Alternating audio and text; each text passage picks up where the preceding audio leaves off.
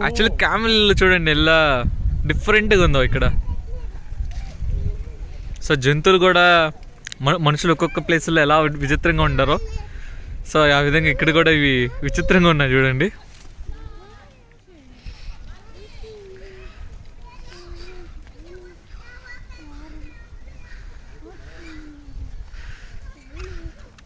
చూడండి డిఫరెంట్గా ఉన్నాయి. ఇవి నేను కొంచెం జూమ్ చేస్తే ఇంకా క్లియర్గా కనిపిస్తుందేమో.